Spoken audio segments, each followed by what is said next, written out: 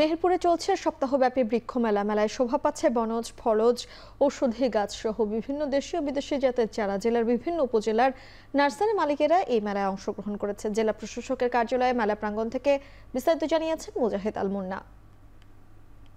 মেহেরপুরে জেলা প্রশাসন ও জেলা বন বিভাগের আয়োজনে সপ্তাহব্যাপী বৃক্ষ মেলা চলছে।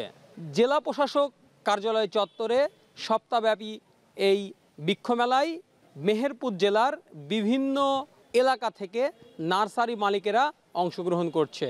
কয়েকজন নার্সারি মালিকের সাথে কথা বলেছি, তারা আমাকে জানিয়েছে এই মেলায় ফলজ, বনজ, ঔষধি সহ বিভিন্ন ফুলের গাছ শোভা পাচ্ছে।